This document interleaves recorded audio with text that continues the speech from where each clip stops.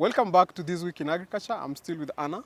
Hannah, your previous comments were very hilarious, but we need to move on to our next story. At his Gatune farm in Nyeri, Joseph Mwangi is preparing for another cabbage, French beans and snow peas planting season. And he will tell you, times have changed. Hapo zamani tulikuwa tunalima kienyeji, unakuta unaweka fertilizer mingi ambayo haihitajiki. Unaenda hasara kwanza hiyo. Now Mwangi is telling a different story thanks to soil testing, which he says may have revolutionized farming for him. Wakati nilianza kununua udongo na ujuzi kilimo, natumia fertilizer kidogo na mazao yangu inakuwa mzuri, karibu double ya ile nilikuwa napata. In fact, he has become the envy of many farmers. Neighbors wakaona sisi tunapata faida, hata wanakuja kuchukua mawaidha hapa kwetu. Joseph Mwangi is among farmers who have embraced a new technology by agricultural data company Ujuzi Kilimo, which uses this kit for soil testing and analysis. It starts with a 3-minute registration exercise. At the Ujuzi Kilimo offices, I go through the process that farmers are taken through. Just seconds after my details, including name and phone number, are captured in the system, I receive a message on my phone. The next step is the soil testing using the Ujuzi kit, which once switched on, starts by calibrating the nutrient sensors. So once it tells you to insert the soil sensors, that's when you put it in the soil. The kit uses light, temperature, and ion selective sensors to individually detect and measure soil macronutrients. It has a SIM card and is GPS enabled. Once the GPS is located, it runs the tests. As you can see, these are the results. The soil characteristics are saved on this motherboard, then relayed to the Ujuzi Kilimo Central database, which in turn sends the results to the farmer via an interactive SMS platform. In this case, I get a message on my phone in 4 minutes and 30 seconds. We've been able to reduce the amount of time taken to, like from the traditional lab soil testing, from around 2 weeks to only 5 minutes, as you've witnessed. Anna, what is your take on this new technology for farmers? Okay, that's a great initiative, very good, but I think we are way overdue. Soil testing should even be taught in schools. Like, you can't start farming without knowing how your soil is. That is just basic, should be basic, but it's good that they have started. At least they'll be replicated in other counties. When you do soil testing, you know how to at least treat your soil. You know how much calcium it has, how much sodium, like that. So when you go to the agrovet to buy manure or to buy the fertilizer, you know what actually you are doing. Sile bahati nasibu like most of us do. You just see your neighbor planting potatoes. He's in Kajiado, you are in Nakuru. You want to, because you know he's doing well with the potatoes, now you want to do potatoes. Who told you your farm can support potatoes? So with that, that is now we call being smart. It's called even smart agriculture or precision agriculture. You just know the precise amounts of CAN, the precise amount of potassium that your soil needs, so that you can be able to even to better your yield. So, for a long time, very long time, we went, our farmers went without testing their soils. Who was to blame for this? Yet we kept saying agriculture is the backbone of this country. Yet we even didn't know what our soils contain or has. Okay, we have institutions like Calro. They do research. They are the ones actually, because a farmer cannot invent their own soil testing technique. So it all narrows down to those institutions that they do research, then they put the research on the shelves. They don't give people, or the extension office, they don't delegate duties to people to go down to the villages, tell people this and this is what's supposed to be done. So it all comes up to those people who actually have the research and they know what's supposed to be done, but they don't do it. Could you think also the cost of doing a soil test is more punitive? Okay, it is, because a basic soil test goes for around 4,500 or 5,000. If you're just doing the basic one, the deep one now, the concentrated one goes around for around 7,000, 6,000. But this one is because we don't. There are only few institutions, and also it looks like as if the farmer is so sophisticated, but it's something that is very basic, like just going to buy a painkiller at the chemist. So it's something that should be looked at, So when farmers can be able to do their oil soil testing, definitely the prices of these other institutions will come down. So going forward, do you think with such technology that farmers can have these kits that is connected to their phones, will it make soil testing cheaper? And will this translate to a better harvest at the end of the season? Definitely, definitely, because it will make agriculture much cheaper, because sometimes you buy fertilizer that you are not going to use, then it affects your yields. You say my soil is bad, then but if you know what you are doing, if you know what you are treating, if you know the kind of what your crop needs, you'll give it what it needs. And definitely, if you give something what it needs, definitely it will grow well. In terms of extension officers, don't you think this is an issue that should have been brought up to the farmers by extension officers? Do we have enough extension officers in the first place? Relatively no, because actually agriculture, I read in the internet, agriculture is one of the worst paying careers. People who are in agriculture, they are being paid peanuts. So you can imagine an agriculture officer, an extension officer in Kajiado, uko mashinani kabisa being paid around 10,000, 15,000. You see, the kind of payment that the kind of, okay, it's not prestigious. It's not a prestigious job that someone can say I'm an an extension officer. So they're not there because the jobs don't pay well. So in short, we need to pull up our socks and get more technology that the farmer herself or by themselves can run it. Yeah, it's called motivation, to motivate people. Okay, let's leave that at that one. We move to our other story. The rising popularity of foods which rely on pollinating insects to grow, such as citrus fruits, avocados and soybeans, are a threat to global food security, experts have warned. Over the last 40 years, crop diversity has been in a decline as farmers have prioritized growing the most sought-after foods such as soybeans and palm oil. But more than 75% of the crops which have seen the largest increase in production require pollination, while insect populations are dwindling. Harmful farming practices are largely to blame. A lack of crop diversity means flowers are in the bloom for a limited window of time, reducing opportunities for insects to gain nutrition and having a knock-on effect on food security. Climate change and conflict are already causing widespread hunger across the globe, with 821 million people undernourished in 2017, but farming practices harmful to biodiversity could worsen this trend. Experts say that farmers are growing more crops that require pollination, such as fruits, nuts, and oilseeds, because there is an increasing demand for them and they have a higher market value. This study points out that these current trends are not great for pollinators, and countries that diversify their agricultural crops are going to benefit more than those that expand with only a limited subset of crops. But while the drive to sustain Western appetites can be fatal for the very pollinating insects needed to maintain crop security, the developing world is left most vulnerable. According to the study, Brazil, Paraguay, Bolivia and Argentina are the most at risk of agricultural instability, largely due to soybean production. Deforestation has replaced rich biodiversity with a single-crop agriculture, which does little to support a healthy insect population, despite the crop requiring pollination to produce the soybean fruit. In Indonesia and Malaysia, there is a similar story due to the widespread expansion of palm oil farming. Soy production has risen by around 30% per decade globally. This is problematic because numerous natural and semi-natural habitats, including tropical and subtropical forests and meadows, have been destroyed for soy fields. The bottom line is that if you're increasing pollinator crops, you also need to diversify crops and implement pollinator-friendly management. This study should sound an alarm for policymakers in the agricultural sector globally.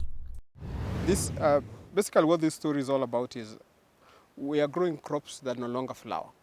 They don't, and when they don't produce flowers, there are no bees and there are no pollinators, and the entire ecosystem may collapse. So this warning, has it come at a right time or it's too late? I think it's too late, because in Kenya, if it's coming to Kenya right now, then it's quite late, because in a country like Israel, there's someone doing commercial bee farming. They're actually leasing bees to farmers in greenhouses to come and pollinate. Apart from the natural bees that's in the nature, there are this type of bees called bumblebees, these big ones. Those ones, they are leased. I come to you, you are a bee, you are a beekeeper, bee farmer. I lease bees from you. I take to my greenhouse for like a week, 2 weeks. They pollinate. Then I don't know how they get back, but they get back to the uni. So they have understood that concept of we need the bees.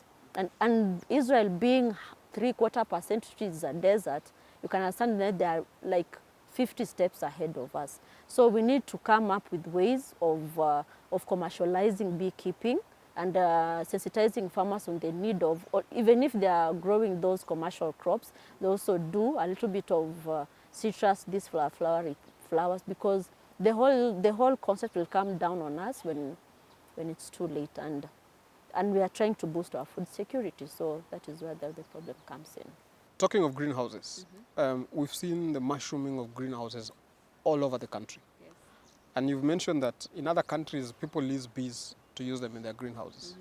I've never seen anyone with a greenhouse here. I've never seen that also. I don't know how, maybe we don't even understand that kind of business, that kind of scenario. I think we don't know what we are dealing with. We don't understand the importance of bees as at now, but at least with the policies that are coming, that will come up, or that they are trying to come up with, at least now that one will sensitize farmers and make us now understand what we are getting ourselves into. Who is to blame for this? That now we are growing crops that don't flower. We grow crops in greenhouses, so we lock out all the other insects that would have been of use to the farmer. Who is to blame? Is it the policy maker in government or ourselves that we've not taken time to find out the pros and cons of greenhouse farming? Okay, sometimes we put too much baggage on the farmer because now I think that is now where the ministry comes in, and in itself as the Minister of Agriculture, they should know the trends, they should know how we are doing as a country in agriculture, alternative ways of boosting our food security, alternative ways of doing farming, alternative farming or food production systems, so that they want to enable us understand where we are, what we are supposed to be doing. Even those research institutes, they should be knowing like we are doing this. That is now where data collection and everything, people who are on the ground should be giving feedback to such institutions for them to analyze things. Then they tell us, okay, look guys, this is happening. If we don't do this in the next few years, we're going to do this. This is going to happen to us. So farmers don't have, we look up to the big store like the Minister of Agriculture to tell us some things, because they're the ones who go outside there, they see new things. So we rely on them, so they're the ones to blame. Okay. I've also seen in some countries they've banned some pesticides that they kill everything on their path. And here in Kenya, I've not heard that any pesticide has been banned. Does this mean we don't really understand the importance of some of these insects? Okay, actually there are some countries who don't do pesticides sometimes. Okay, some people don't do pesticides kabisa, but there are those who do biological control. You use this particular insect to kill this particular. You suppose there is zero damage. So I think we are not there yet in the fact that we are so much under pressure to produce a lot of food in a small piece of land. That's why we want to pump everything into the soil, which in the long run also affects us. So I think policy should be put on. They should just go check. We are here because of this situation. So what are we going to do to remedy this kind of situation? So policies, that's what is going to save us. Don't you think our race or our determination to produce as much food has clouded our view on other pictures like this one, on views that even as we want to produce more food, we need also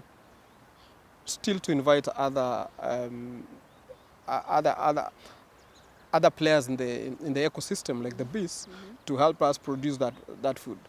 Does it mean that now that we have technology, we feel we can do without the bees? Okay, let us not we should not be fooled that you can move everything out of the ecosystem as much as we are embracing technology. There's a reason why they are there, and they should be able to strike a balance. And the kind of people who are going to help us strike a balance are those people who understand this ecosystem well. And there are those researchers, those data collection people who are going to help us understand how to strike a balance, because they have to coexist. And bees, they are not going anywhere. Even as much as you are trying to put them into the ecosystem, we still need them, because you cannot do pollination mechanically. What about those people who can't access the technology? What will happen to them? We'll move to the other story of the day. Fishermen in Saint-Louis, Senegal come from generations of ancestors who also fished these waters. But many say it's not the same livelihood as it was for their fathers and grandfathers. Our parents were lucky. Traditional rules in the fishing community were well established and respected. But things have changed now. Families are expanding and using new materials. The market has become saturated, not just by families who say they are having more children to help fish, but also by those who once fished in neighboring Mauritania. Increased security in Mauritanian waters means fishermen who go there risk being fined, detained, or even shot at. If you pay them, they'll give you back your equipment and your catch. But if you can't pay, they'll confiscate everything. Despite his difficulties with coast guards in Mauritania, Fall, along with many other fishermen, says the biggest challenge they face is rising sea levels. The rising sea levels are changing the work. This is why we can no longer anchor our boats on the beach. We have to come around into the city and leave them along the river. Higher sea levels have taken out a number of buildings along the coast. Tents under which women used to dry and cure fish on the beach have moved to cramped spaces further inland. We have suffered huge losses. The main challenge we face here is how tight our space is. The space is too small. Between the smell of fish and the heat, we suffocate here. When we were on the beach, at least we had some fresh air. But the fishermen and their families say they have no choice but to adjust to the new conditions. What does this mean not just for Senegal, fishermen in Senegal? What does it also mean for fishermen also in our lakes and in our oceans? This means actually nature is catching up with us. We've done a lot of damage in the past few years, and this was inevitable. There's usually this clip on YouTube that usually say that what if climate changes, as in it's a concept of it's already here. It's not something that is futuristic. It's already here, but it only catches us as we go by different country by different country. So now that it's in Senegal, there's a problem because now they have to come up with alternative kind of fishing systems, of course, because it's going to rise and it's continuing to rise. It's not only in Senegal and other places. So I think now they can be like a study case for us. They can be able to show the rest of the world an alternative way that are going to fish, because we'll still need fish. They're going to use like the one that they're going to use a different system like cages with those creeps like that, or fish, or doing commercial fish production in ponds. So it all narrows down to different production systems. Now they have to advance from farming, from fishing from the sea. There's also been a push for us to try and mitigate climate change and global warming. And one of the things they say will help us is growing trees. As a country, do you think we are on the right track in terms of tackling global warming and climate change? So far, I think they have very few initiatives that are there in terms of those encouraging people to plant trees. Those are near, people are just planting trees. People are coming up with different initiatives. Do palms, do one tree, one nation. People are donating money. But you see, it's like we do things with seasons. When we fika climax, then we just forget. We are a forgetful nation. So we don't have a consistent way of reminding people that we are in a climate change environment. We should do this and this and this. Now it has been forgotten. Nobody's there to remind us constantly that plant a tree, at least this amount of trees like that. No, we forget very quickly. So we are not really in the right track. But do we really need to be reminded? having in mind that even the American president doesn't believe in climate change and global warming, do you think do we really need to be reminded that we need to plant a tree and try and mitigate global warming and climate change? We're not supposed to be reminded. Honestly speaking, we're not supposed to be reminded, but we are just people. We just need to be shown direction. And as Kenyans, we are just there. So we don't think we are doing the right things, even we are going to the right direction. Let's now look at one of our segments called Sauti ya Mkulima. And on today's Sauti ya Mkulima, we feature certified potato seed producers from Olkalau, Nyandarua County. Farmers' response is quite okay because some may even order for the seeds when you have not even done the harvesting. The demand is high for certified seed, especially for Shangi variety. They are a bit not quite responsive to other varieties. That's why I'm doing 80% of Shangi. The others, the other varieties comes later. But the biggest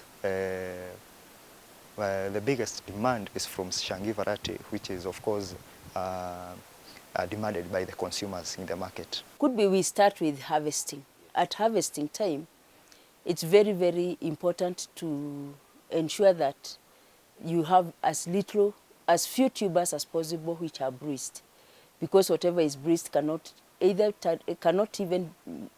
made into seed or cannot go to the market. So we prevent a lot of what is bruised.